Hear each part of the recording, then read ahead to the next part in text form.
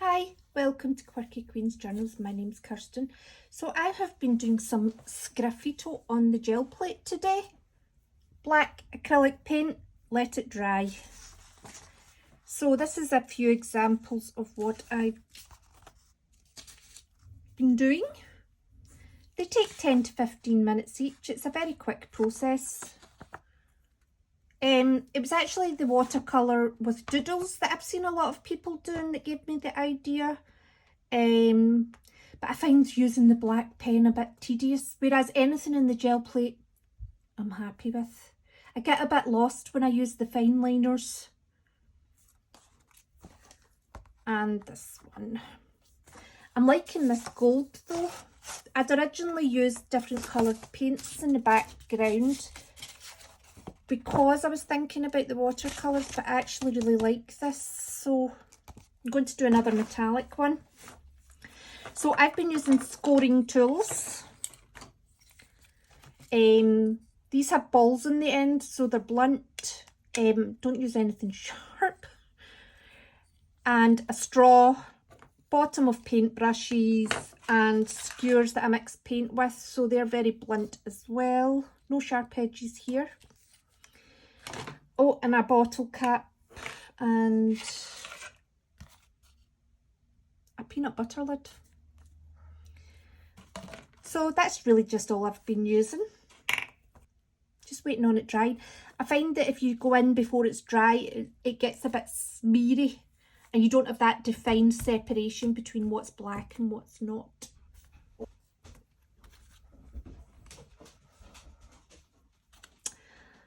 And the bottle cap.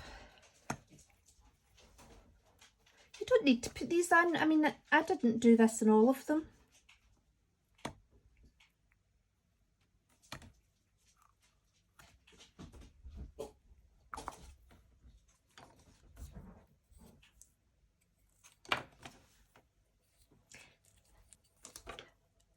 I like to use the scoring tools because they just feel like pencils, but at the end of the day, you can just use anything. I mean, where are you? The skewer will do the same job. Oh, skewer's giving me cleaner lines. We'll just go over them there. I do like a mixture of the clean lines and the raggedy lines though.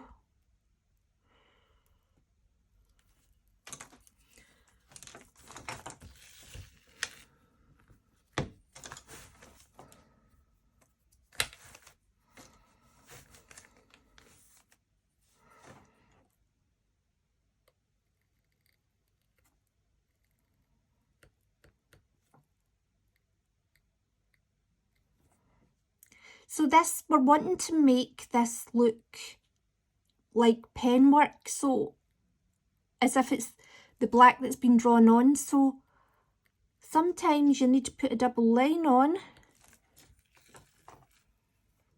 So you can see there that it's the black, it looks like a black outline.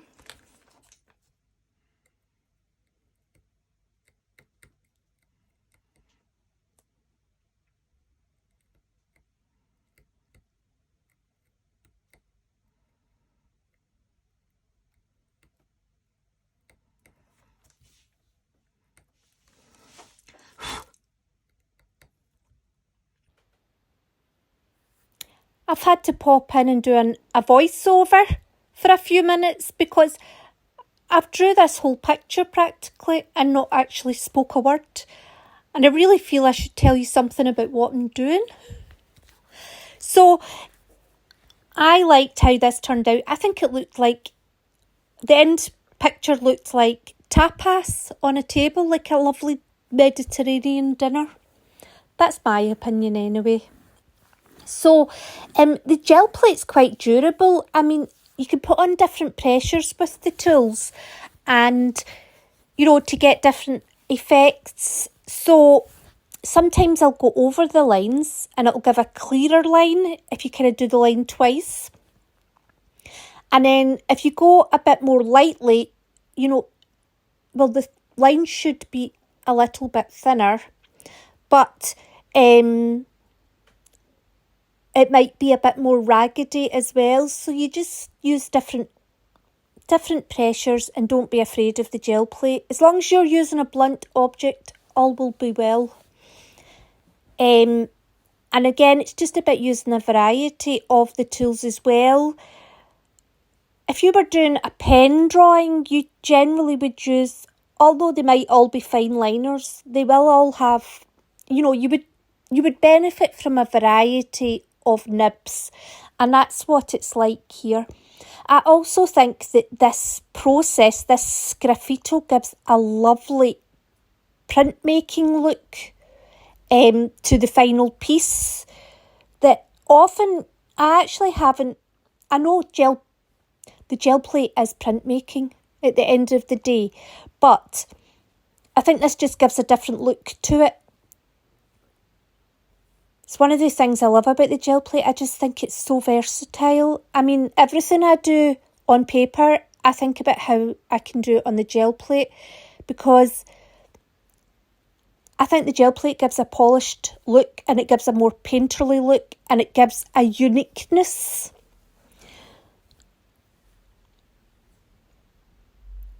And so when I'm doing the lines, it's just as well about trying to use a variety of shapes and lines. Like I like to put a lot of curves in the lines. If you were just doing straight up and down, it would look less natural.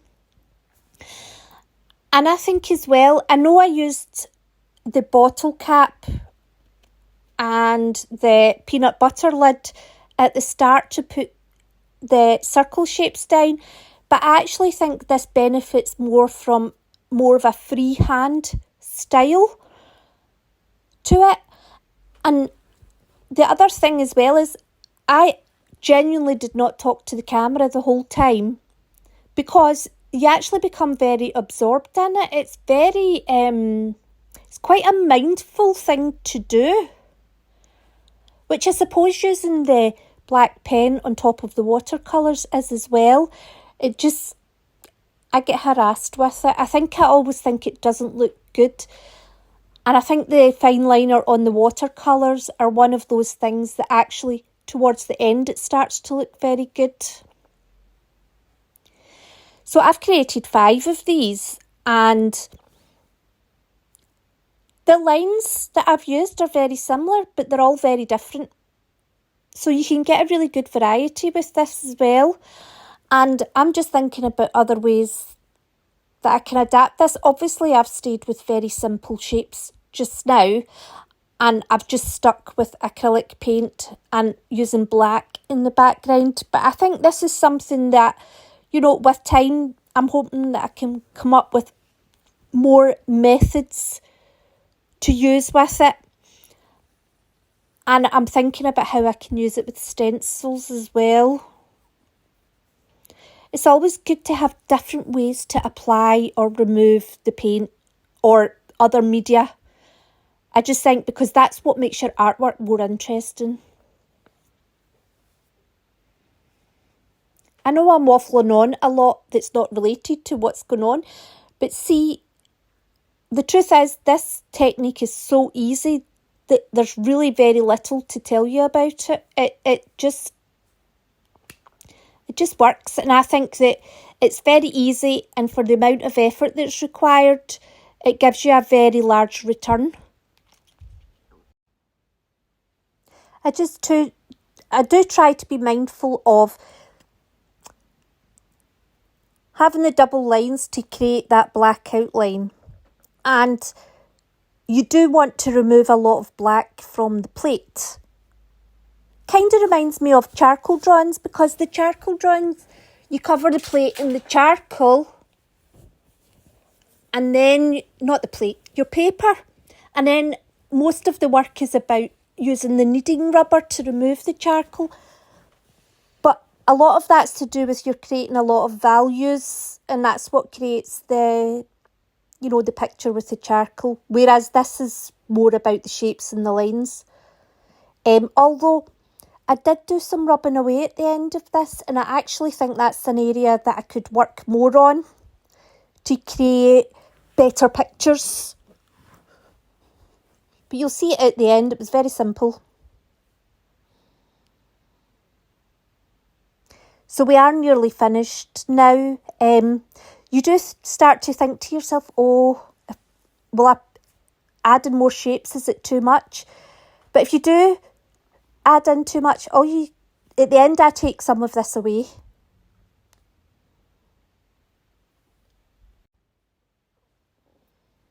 Would you say this is similar to... I think the look at the end is similar to like using a lino cut or etching techniques that are used in printmaking. The gel palette just adapts to them all.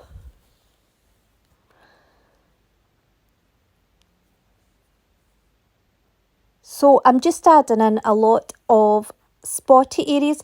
One thing to be mindful of, if you were doing this with the black pen, it's more likely you'd be putting on the black circles and the area round about would be the colour.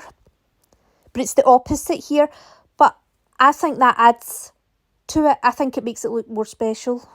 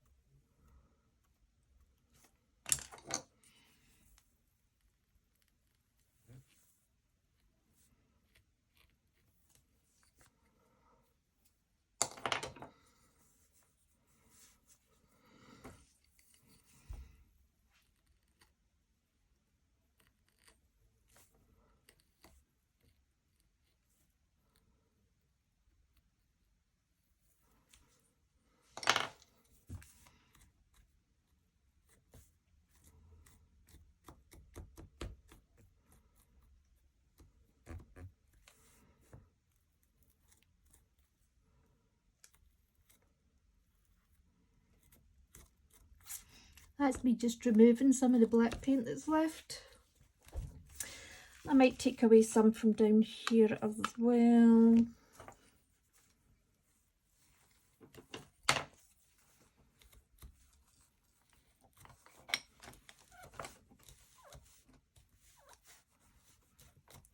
And you could clean that up properly with a wet wipe or using water or whatever, but I'm quite happy with it.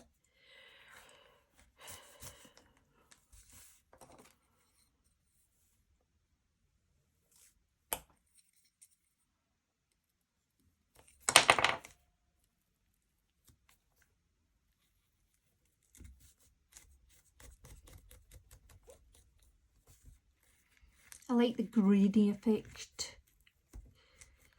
There we go.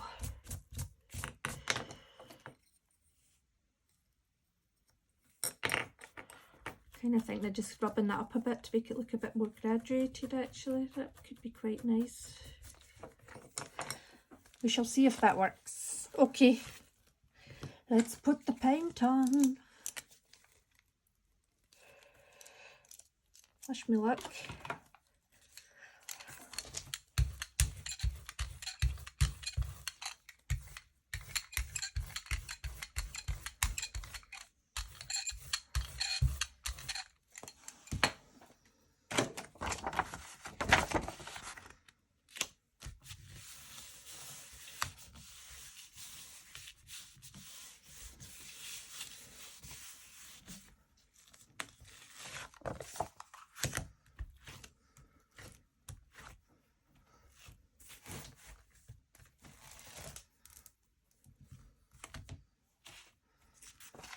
Wow, I think this is the best one yet.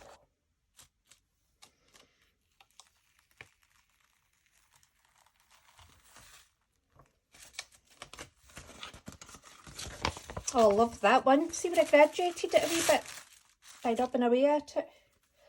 It's a little bit messy. I could have maybe cleaned up a bit more, but overall I like the kind of way it's disappearing into the background. It looks more grown up than that one does. But that was my 5th one, so progress should be expected. Anyway, I hope you enjoyed, and I hope to see you soon, and take care.